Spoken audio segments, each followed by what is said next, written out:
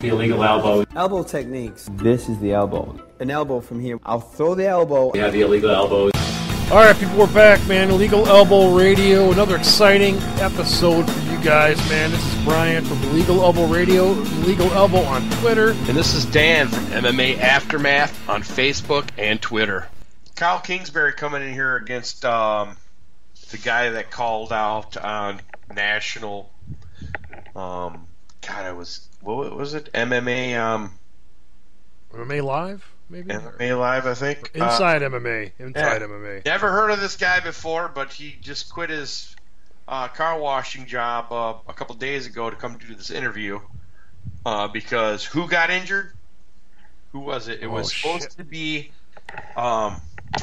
it was Cormier versus somebody. I don't want to get you on the spot, bro, but it's like it's a question that has to be answered, because there was an injury. That's why he came in, Right. It was I almost want to say it was a good fight for Cormier, and then they brought this.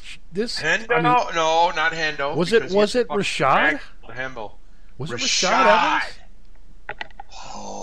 I think it was Rashad, and we were chomping at the bit. I think. I can't be too sure, but Rashad looked so damn good against fucking Chael Sonnen, dude. He annihilated Chael Sonnen, just bro. Smashed Chael Sonnen to pieces. I was like, dude, fucking... And I know Silva beat him, and John Jones beat him, but this was... Hell yeah! This was... Sorry. But dude, this was an all-out ass beating. He fucking... Dude, Rashad looked good, and now what we hear out of the Rashad camp is, I want to fucking retire. Rashad retired? No, I said he wants to... He's thinking about retirement. Man, he can't do that. He looks so fucking good in his last couple. I know. That's what I'm saying. Against Chael Sonnen, I'm like, dude, come on, man. Where's that Bones Jones fucking rematch, bro? We gotta do some more research on that, dude. Because I gotta hear more news on that because Rashad Evans can't retire, dude. No, he was talking about movies and all this shit, dude. So it was like, jeez, never.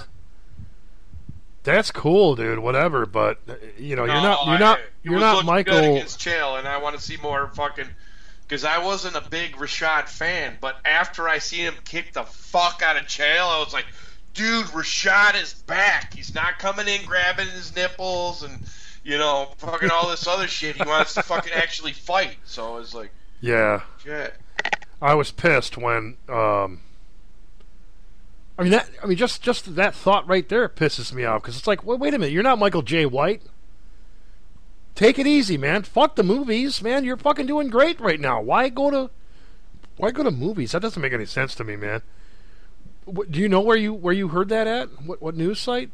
I might even have it on MMA Aftermath. I'll look for it as we're talking, through the rest of this card. Yeah. Give it a look. See, we'll come back to it if you can find it. But if not, fuck it, man. But Pat Cummins coming in here against Kyle Kingsbury. Pat Cummins lost his ass to Cormier. Came back, beat a virtual unknown. Let's take a look at this dude.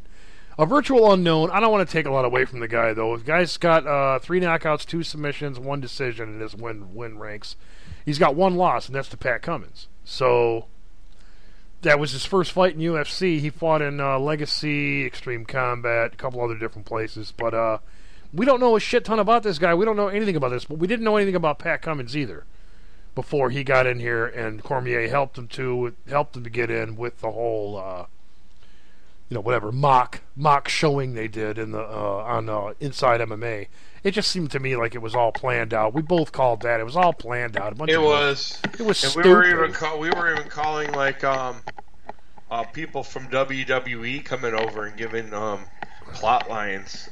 We even fucking went over that. Yeah, why don't fucking Brock Lesnar come over and fucking show him how to do all that or whatever, and have some better ideas on how to. Fucking Paul Heyman. Paul Heyman, top guy for that. But I don't know, man. I don't want to give this too much time. But Pat Cummins coming over here. Kyle Kingsbury, in my opinion, is a pretty good matchup for him. Kyle Kingsbury's been in there with a lot better guys than Pat Cummins. So if Pat Cummins could take out a Kyle Kingsbury in pretty easy fashion, then he's got a reason to be in here. Otherwise, it's go back to the drawing board, dude. Because if Kyle Kingsbury gives you a big nasty match, which I don't want to take too much shit away from Kyle Kingsbury, because the guy's 11-5. He's faced good competition, but he's lost to a lot of them. So I don't want to. He looks right now like he's a good gatekeeper, but I don't want to take too much away from him because this guy's only 32. So he still could be in his prime if he really gets the right training and whatnot, and still could come back and be impressive. But once he gets to that 35, 36 range, generally it starts to taper off a little bit. We all know that, but I don't know, man. I really don't have much more to say on this fight, man. I mean, it could be a good night for Pat Cummins. Obviously, it's a 50-50. It could be a horrible night. It just depends what he's bringing.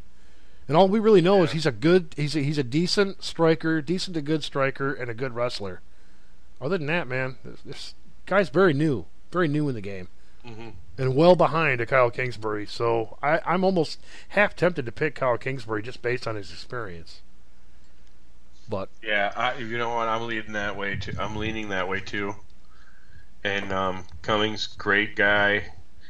Great fake interviews. But let's go with the guy that has the fucking ring experience, the cage experience. I'm going with Kyle Kingsbury. I think I can't call it. I can't call knockout. I can't call decisions because I really don't know. It might be a gas tank fest, but I think if it is, Kyle Kingsbury's giving more of the heart towards it, and he's going to get the win. So. Yeah, no, and that's a good way to put it too, because we're talking about light heavyweights. You know what I mean? So they're not, they're not huge dudes, but they're bigger guys. So the gas tank's going to be on the line here. So, but kick us off. Guys that are fighting every 3 fucking months either, like a lot of these guys either. So. Well, Cummins is trying to get in there and make a stink because he's barely 2 months out and he's back in the cage. Yeah. Kyle Kingsbury's been known to have long layoffs, which he's almost riding on a 2-year layoff. So. At this point, it'll be a year, 10 months, basically. So hopefully he comes in, he doesn't have a shitload of rust, hopefully. You know what I mean? But kick us off on Masvidal Cruikshank, brother. Fucking Masvidal Cruikshank. Masvidal, 14-3. Great.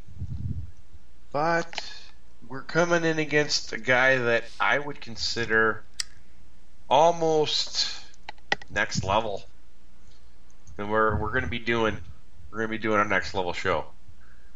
And Cruikshank, if he fucking ends this shit like he's been ending this shit, sorry, bro.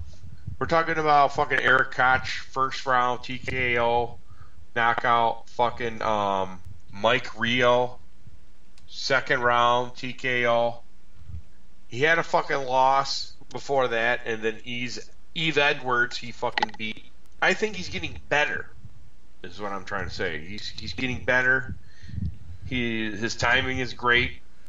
You can strike all you want, but when your strikes count and they fucking hurt and they debilitate, you're fucking a guy to watch, man, because there's going to be no wasted movement, dude, in this guy.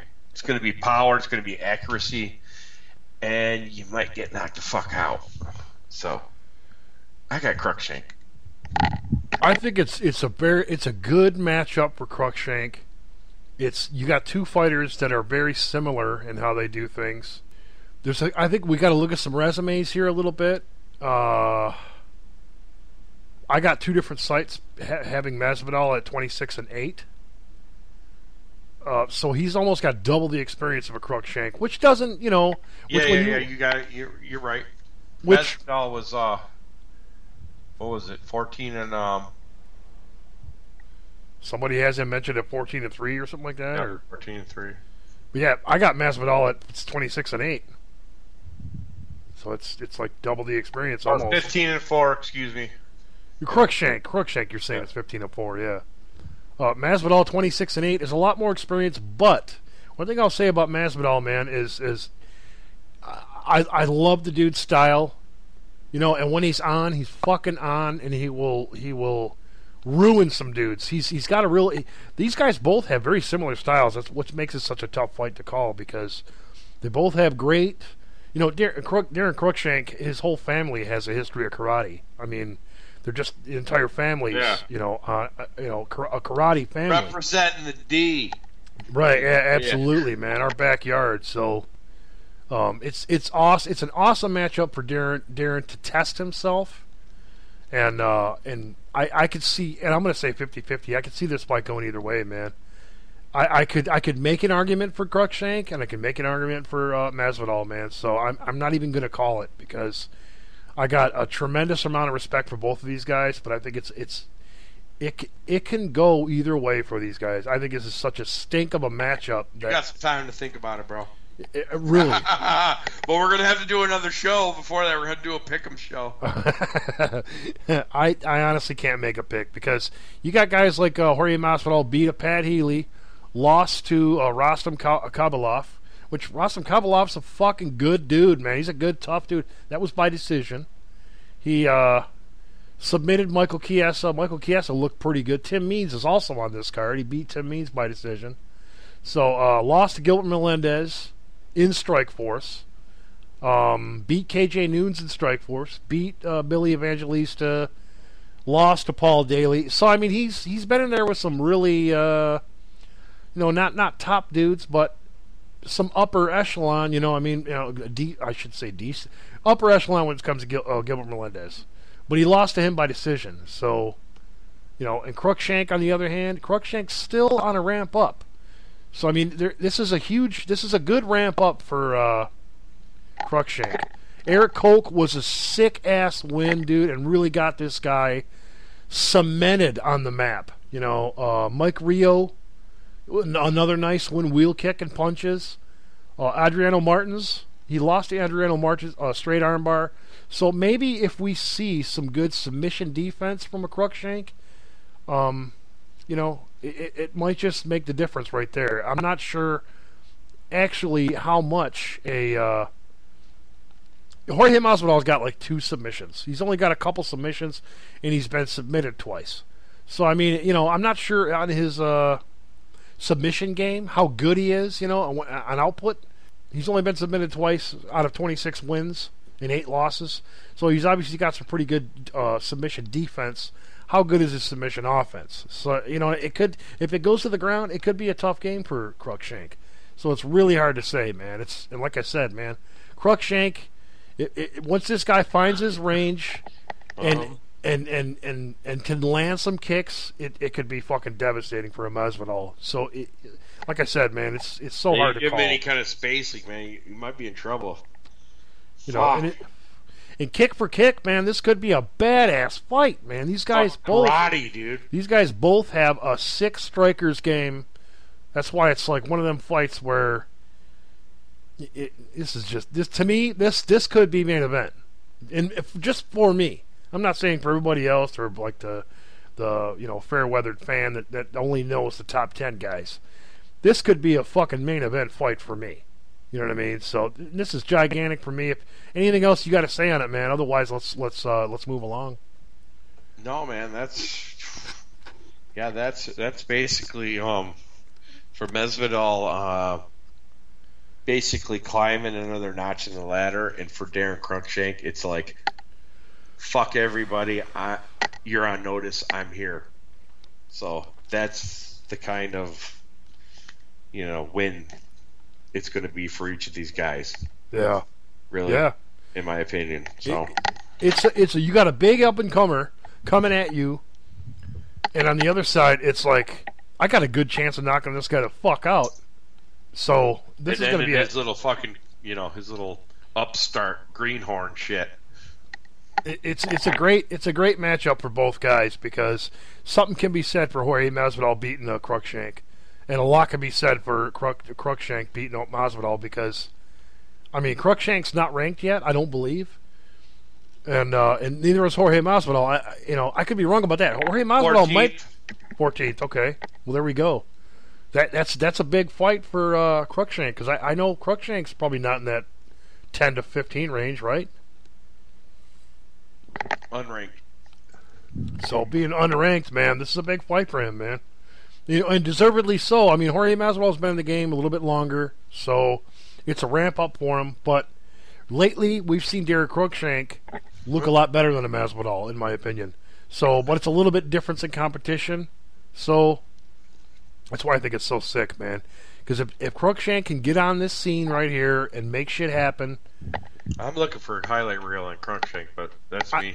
I'm kind of thinking that way too. But you know, nobody can ever sleep on a Masvidal, man. This guy's got devastating striking, and it's going to be this card is full of, not full of, but this card has some good fights all over it. But it's got great fights when you look in between. You know, they got little, you know, mediocre fights around them, but there's devastating matchups. And what I'm talking about is like a Josh Thompson fighting a Bobby Green. Yeah, we're going to get into that top four, man, when we come back from our little break. I get it, man.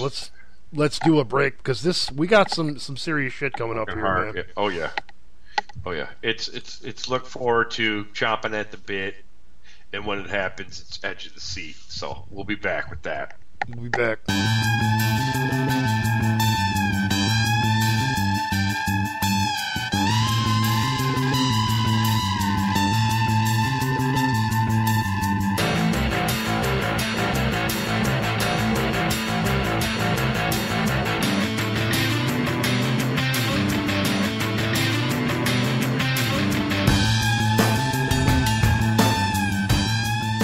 All right, people, we're back, man. We're getting to the main card of UFC on Fox 12, Fight Night, whatever the hell you want to call it, because no matter where you look, it's all jacked up. So, as far as we know, it's UFC on Fox 12. Hopefully, we're correct. So, the main event is Robbie Lawler taking on Matt Brown. So, at least we know that. That's the fight card. Fight card is as stands. But we're going to kick this off with Josh Thompson taking on Bobby Green. This, in my opinion, I think is a kick-ass fight because Bobby Green's... Bobby Green is a fucking very tough opponent for anybody at this point. The guy looks great. Holy shit. One thing I got to say about Josh Thompson before you take it over, Dan, is Josh Thompson has come on a really hard road to where he's been the victim of a couple of shit decisions, in my opinion. I think he's done what he had to do to take a couple of wins, but he's gotten the loss, which, you know, that's just me. And I think there's a couple other people on the net that have made the argument that I've made over Gilbert Melendez, maybe another fight or two. I don't know. But you know what? I thought he did enough to take that win. He damn near almost retired off of that. So I'm glad he came back and said, you know what, I'm not going to retire, blah, blah, blah. But he's got a tough guy in front of him this time with Bobby Green. And it's also a very tough matchup for Bobby Green as well. So, without further ado, man, fucking kick it off, Dan. 7 wins in a row. Who said that? Who the fuck said that? Bobby Green, motherfucker! No, Bobby What's Green. your name, man. scumbag? What the fuck? Bobby Green. Bobby Green's his name. Yeah, Bobby Green, man. I got Bobby Green. You know, holy shit. I don't know, man. Josh Thompson, I love him. Bobby Green's the up-and-comer, man. It's just the pedigree. You gotta look at the pedigree. Josh Thompson, I give him props, but it's time for the next level. I don't know, man. I'm trying to fucking find a way that Josh Thompson could take this one, but no, I see a knockout in the second round. So for Bobby I'm sorry. Green? Yep. I'm sorry. No, Josh Thompson, great guy, but you don't have to apologize, shit, man. No. I'm just sorry for his chin. I'm not apologizing to anybody. I'm just his chin, you know. Well, like you said, pedigree, man, and I think a little part of that pedigree is we got completely 6 number spread in terms of competition. Bobby Green's faced Pat Healy, James Krause, Jacob Volkman. Jacob Volkman's been cut recently. Well, probably in the last year. Matt Ricehouse. And the Pat Healy, the Healy is probably stalemate just because they both beat him, but... Right. Pat Healy, Pat Healy being a solid, tough dude, can hang in there with a lot of dudes and take a decision.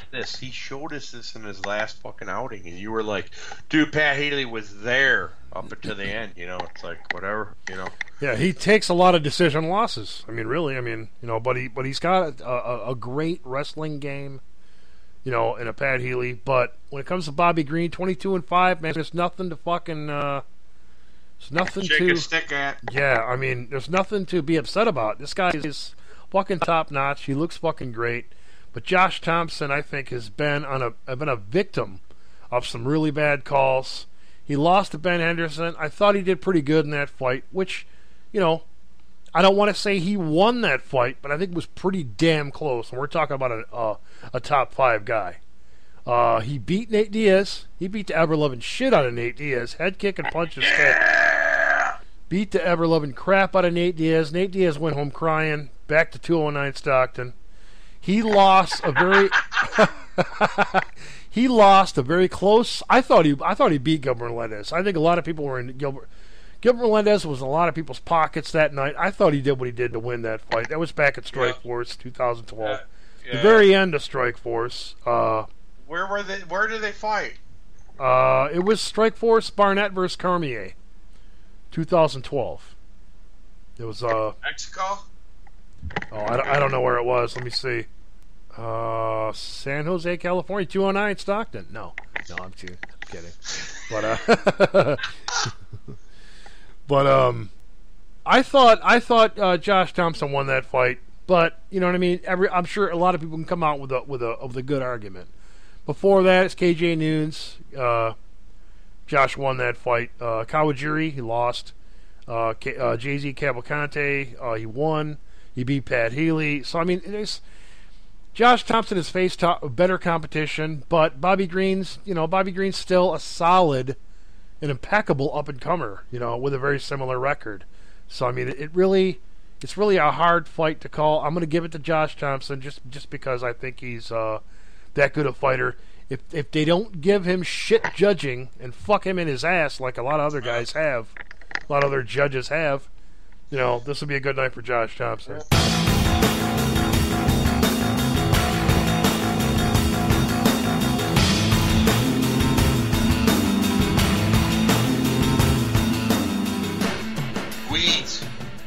Clay Guida, baby. How do you see it, man? Dennis Bermudez is talking trash about... he's talking trash about fucking Conor McGregor. Yeah, so maybe he doesn't have his eye on Clay Guida. Hey, maybe you ought to put your eye on the match at hand, not a future match that you hope's gonna happen. You know what I mean? Guess what? And Clay is a guy that'll move around. Fuck your senses up. Can't get a fucking direct target on him. What's your name, scumbag? Well, it was dead janitor, my mofo. Yeah, it was Dennis. It was Dennis Bermudez, but he was asking what his name was, so I'm going to say so. And guess what? Dennis Bermudez, like you said, focusing on another opponent instead of the one that's going to be right in front of him in the cage. I got Clay Guida doing what Clay Guida does. He doesn't fuck around, man. Clay Guida, the top tier guys, he's not gonna fucking come in and do anything. But Clay Guida will get close, take you down, and do what he needs to do, like a Blanca from Street Fighter. Yeah, we always had him dubbed as Blanca from Street Fighter, Freed Strider. That too. Freed Strider or Street Fighter, one of the two, but. I want to take a look at this real quick here, man. Jimmy Hedis, Steven Seiler, Max Holloway, which is impressive. Max Holloway's fucking, Max Holloway looks really good today. Matt Grice, Tommy Hayden, Pablo Garza. Are those any of those guys top 10 fighters? No, they're not. So, Dennis Bermudez needs to fucking slow his roll when it comes to I think Dennis Bermudez fucking breaks a little bit. Yeah, I think it's a little bit brake pumping that needs to go on, and Clay Guida's faced a lot more top competition. But you know what? I'll tell you what. If Clay Guida loses this fight, it goes to show you right there. Kick some fucking rocks and get the fuck out of here. That's what I'm gonna say. Not bagging on Clay Guida, but it's, you know what? If you can't win this fucking fight, dude, you need to go back to the drawing board. Because this is bullshit. No, you're right. Has he changed fucking weight classes? We're talking about the 145, same division as Conor McGregor. So, all right. Oh, I'm just wondering because, yeah, you're absolutely right. Fucking take care of business, or whatever I said doesn't mean shit, and Brian is dead on. Well, no, I don't mean it like that at all, man. I mean, you make a valid point. Clay Guida's a fucking very confusing fighter to match. Yes. But Clay Guida's lost to Chad Mendez, Gray Maynard, and Ben Henderson. But let's take a look at that. I mean, Dennis Bermudez has not even faced this even close to the competition that Clay Guida has. You're doing math, and I like the math, and that's why I'm going with Clay. Yeah, no, I'm going with Clay too. Dennis Bermudez needs to, you know. That's why I'm saying, though. It's like Clay Guida's lost to better competition, but he's also faced better competition, and he's got damn near, you know, if not more, twice the experience. So it's going to be an exciting fight either way. I think it'll be pretty good, but Dennis Bermudez needs to back up, slow his roll a little bit here. Yeah, you know, because he's faced. You know, there's one guy out of all the guys that I could say that's really, really turned his shit around, and that's Max Holloway. Pablo Garza looks great, too. You know, I don't want to fucking bag on all these. Steven Seiler looks good. So he's faced some good competition, but in terms of competition that Clay Guida's faced, not even close, buddy. Sorry, man. It's not close. Sorry about that, dude, but... No. Kick us off, man. I think we're on the main event, aren't we? Shit, where are we at here? Rumble versus Little Nog. Oh, that's right. Why? I just don't get it. I don't see how Rogerio is going to fucking do anything in this fight. Rogerio, yeah. Bruschetta. No. And Rumble Johnson is on a warpath. So let's just call this one across the board, dude. Oh shit. Guess what? Are you gonna come in here with a helmet? Because if not, you're gonna get your fucking head knocked off. So it's been real with the fucking Nogueira, both the Nogueiras. It's been a good time. This is Little Nog. Obviously, light heavyweight. This is Little Nog. It is. It's a different fighter, but still, I just don't see him beating Anthony Johnson. Unranked. Sorry. Yeah, he's unranked, and when he gets his Glock cleaned right here, he's going to be even farther than unranked. Anthony Johnson is number 5, ready and willing. This is another knockout waiting to happen. I just don't know. I'm saying the first, I guess. You know. Unless fucking Antonio Little Nog is ready to bang and he's got some superior strikes, I don't see it happening. I see fucking Anthony Johnson, Rumble Johnson, coming in here, knocking the has-been out.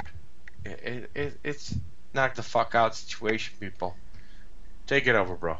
Rogerio has some I mean, good to decent wins under his belt, and this is one where you pretty much threw Rashad under the fucking in the toilet, and I think that's where we both kind of said, you know, what the fuck's going on with Rashad Evans, which he did redeem himself with a fucking just a pounding and a beating over Chael Sonnen, but February 2013, which is damn near a year and a half ago, Rashad Evans got beat by Rogerio Nogueira. And yeah, I did say that way on purpose, Rogerio Nogueira. But Rogerio Nogueira also beat Tito Ortiz.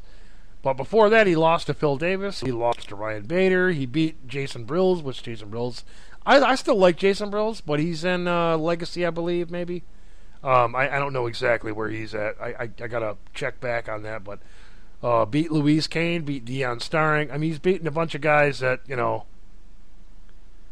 we're talking about like affliction days, 2009, 2010. You know, so here we are. He fought once in 2010, twice in 2010, twice in 2011, once in 2013, and here he is a year and a half later facing Anthony Johnson. Anything that tells me Anthony Johnson is very active right now, and Rogerio, I mean, the guy has 9 decisions, 6 KOs, and 6 submissions. He's not going to decision a fucking Anthony Johnson. I'm sorry. He's been knocked out once, and he's been decisioned 4 times. He's never been submitted. Anthony Johnson's not going to worry about his submission. He's going to beat the fucking ever-loving crap out of Rogerio, and I hate to sound like a dickhead, but Rogerio is going to fucking join his brother in the ranks of the retirement game. Anthony Johnson's not going to wait around for this guy to get started. He's not going to wait around for Rogerio to get started. No, I'm kicking your fucking ass into pieces before you're even on board. You want a feel-out process for the round 1? No, I'm not having it. It's over. I'm saying by the end of round 1, maybe, very possibly, maybe early round 2 knockout. Anthony Johnson. You know, and I know I'm kind of bagging on Rogerio, you know what I mean? You know, this guy's got probably a little better chin. He's probably got a better chin than fucking Rodrigo. But, you know, and maybe I'm not giving him much credit, but he's not going to beat Anthony Johnson. If he does, then Anthony Johnson had a really off night. I'm not going to give too much credit to Rogerio. So, but if you got anything else to say on it, man, kick it off, brother. Otherwise I'm done with that shit. Oh hell no, dude! It's unanimous. I'm sorry, man. Fucking the Nog brothers. It's time for closure. It's closure, hanging up gloves, and this fight's gonna prove that. Going into a Lawler Brown, the Immortal Brown. What do you got here, bro? Well, it's a really tough call because you got Matt Brown, which has been on a really, really tough road for a long time. And then he just, all of a sudden, man, the guy pulled himself out of it, reassessed, and these guys are almost on the same type of road at different times. Because Robbie Lawler also did the same thing, pulled himself out of hard times, got himself at the right camp. So, I mean, I think this is a really tough fight to call. I'm going to say Robbie Lawler because I still think Robbie Lawler's got the... He's got the... what do you call it, man? He's got the... punching power, man. He's got the proper training that he needs to take out a guy like a Matt Brown or like a Rory McDonald or someone, you know, or even a like questionably a lot of people gave it to Robbie Lawler, a Johnny Hendricks. Yeah. I mean, he was in he's in there with top dogs, and he fucking proved that he's championship round, still throwing fucking legitimate punches. Yeah.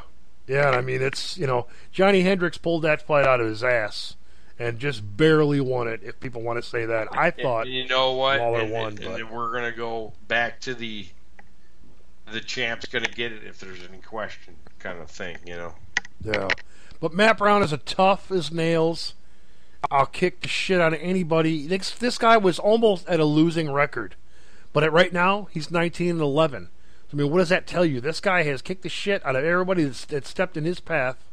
This guy, I believe, a 7-fight win streak. Let me correct that real quick here. No, I'm right. It's a 7-fight win streak.